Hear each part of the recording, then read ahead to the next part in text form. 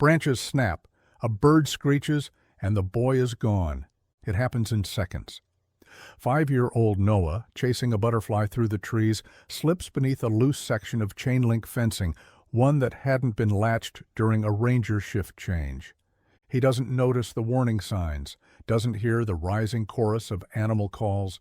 He just follows the fluttering yellow wings deeper into the sanctuary.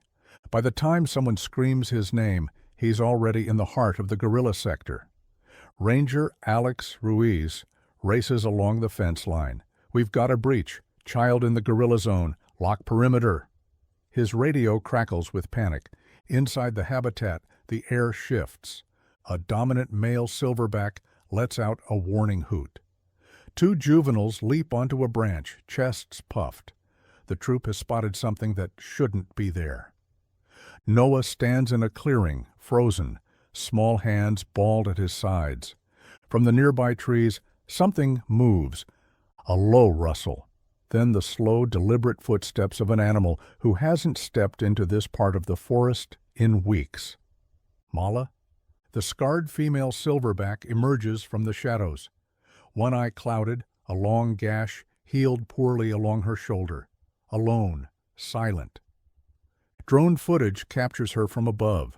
She sees the child, but she doesn't charge. She watches. "No," whispers Tara Singh, the sanctuary's head behaviorist. "It's her." Mala lowers herself to all fours. She takes a single step forward, then another. In the control room, tension coils like wire. "Do we extract him?" asks a tech. "Do we send in a drone?" "No sudden moves," Tara says. "Let's see what she does." The dominant male beats his chest. He charges forward, stopping just short of Noah. The boy cries out. But before the male can close the distance, Mala moves, fast. She charges between them, arms out, body low. She snarls, not at Noah, but at her own kind. The male backs off. She stands over the boy, chest heaving. In her past life, she was trained to shrink at human contact. Beatings taught her silence. Collars taught her obedience. But now, she plants her feet, eyes narrowed, hands steady, and when the boy stumbles forward, crying, she catches him, holds him. The troop watches, confused. The sanctuary staff watches, stunned. Mala, the broken gorilla, who feared every human touch, curls around the child like a mother shielding her young. And for the first time in years, she doesn't flinch. Mala doesn't move. She sits in the middle of the clearing, arms curled tightly around the child. Her breath is heavy, but not panicked. Her eyes scan the forest edge, watching, listening. She doesn't trust what might come next. Neither does anyone else. In the control room, every screen is locked on her. Noah is motionless, but breathing, his head resting against the gorilla's arm. Around them, the troop murmurs. The males keep their distance now. A few juveniles linger on nearby rocks, unsure whether to come closer or flee. Tara leans toward the speaker system. "If we project sound, she might spook." "We do nothing," says Alex. "Not yet." But Tara's gaze never leaves Mala. She knows the look in her eyes. It's not aggression. It's something deeper, something old. "She's protecting him," she says. "She's remembering." And Mala is remembering. The flashbacks come fast and sharp. A flashlight beam through iron bars, rough hands pulling her from her mother, a box too small to stand in, plastic bottles of milk, a stun baton, the sound of shoes on concrete. Every human who touched her brought pain. Every contact meant control. It was years before she ever saw sunlight again. At the sanctuary, she never integrated. The troop rejected her. She kept to herself, flinching when rangers passed by, even those who meant no harm. She wouldn't touch enrichment toys, wouldn't eat when watched, wouldn't look anyone in the eye, until now. The boy stirs, shifting in her arms. Mala looks down. He's small, pale, his face smeared with tears and dirt. But she doesn't let go. Instead, she lifts one hand, massive, calloused, and brushes his hair back. In the viewing corridor, no one breathes. "She's comforting him," someone whispers. Then a movement in the trees. A subadult male creeps forward, hooting softly, curious but cautious. Mala turns her head. Her nostrils flare. A low, rumbling sound builds in her chest. "No!" Tara breathes. The male steps closer. Mala stands. She lifts herself to full height, keeping one arm around the child. Her other hand slaps the ground hard, once, sending leaves flying. The male flinches and backs off. "She warned him," Alex says. "She claimed the boy," Tara replies, "like one of her own." Inside the clearing, Mala lowers herself again, but this time she rocks slightly, back and forth, not frantic, rhythmic. The boy curls against her chest, and for the first time, Mala closes her eyes, not in fear, but in calm. She doesn't run, doesn't hide. She simply stays.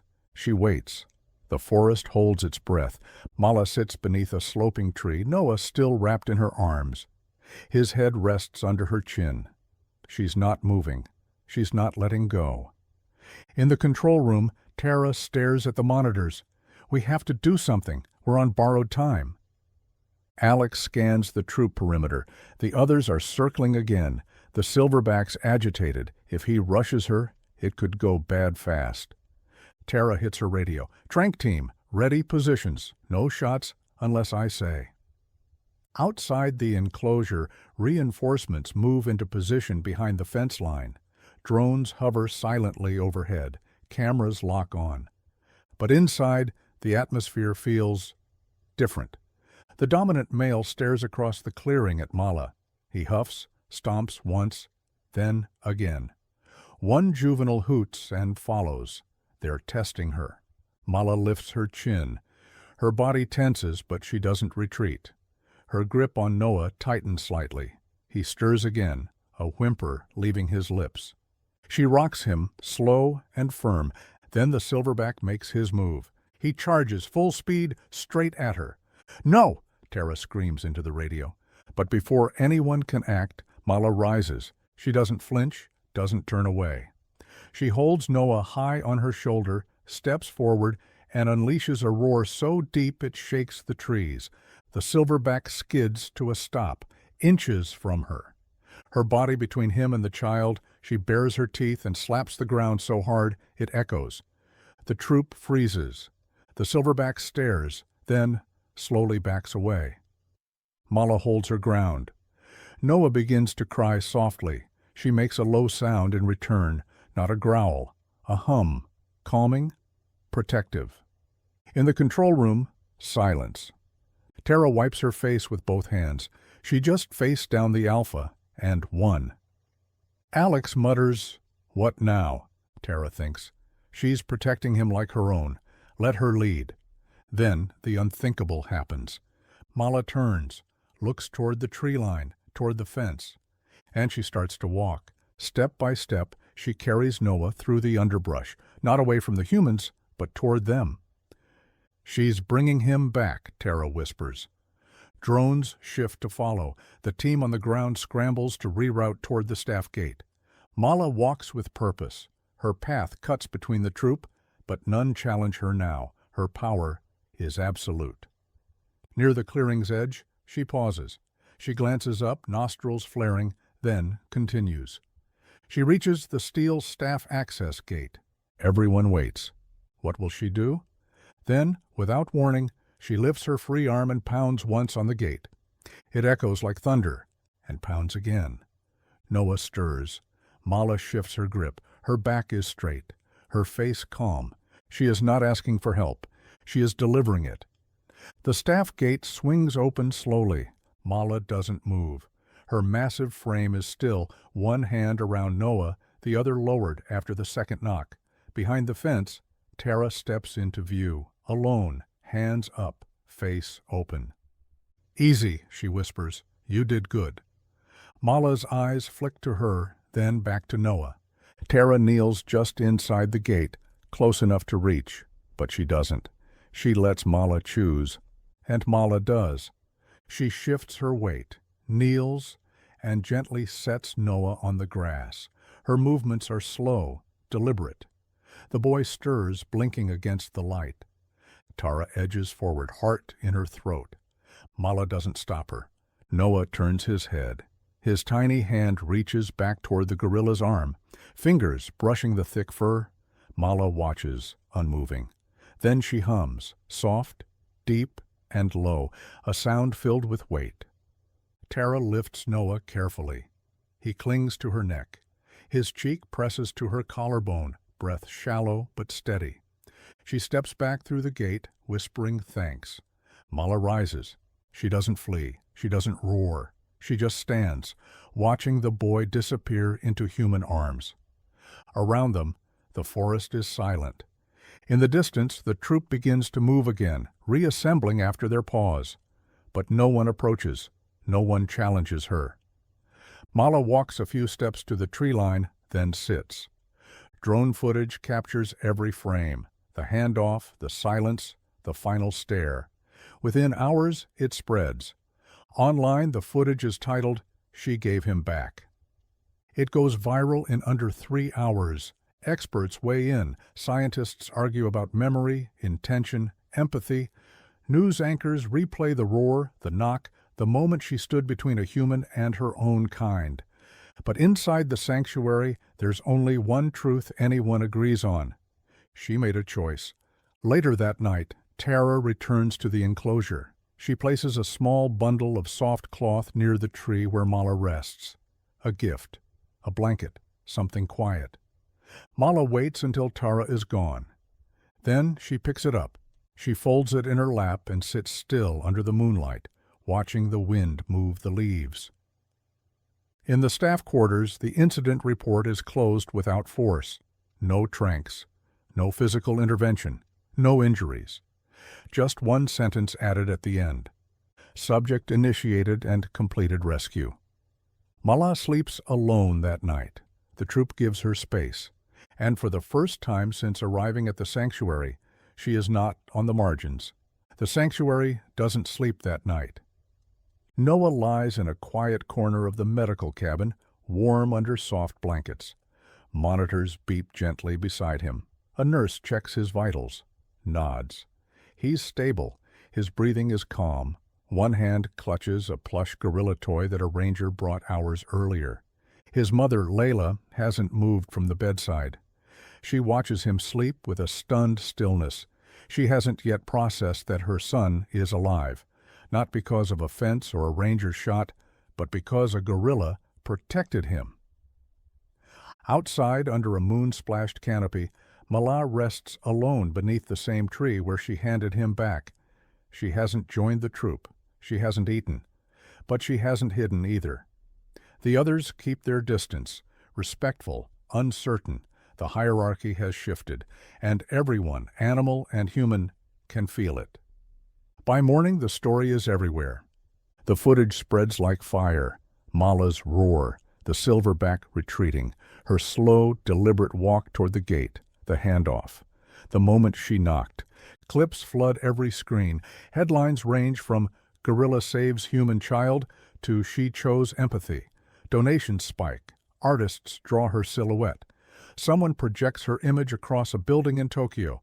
A handwritten sign at the sanctuary reads, simply, "Thank you, Mala." In the control room, the staff watches the uncut footage on loop. No one speaks. Tara's arms are crossed tight. Alex leans forward, hands clasped. When the video ends, no one reaches for the remote. "We need to give her space," Tara says at last, "but we also need to remember this."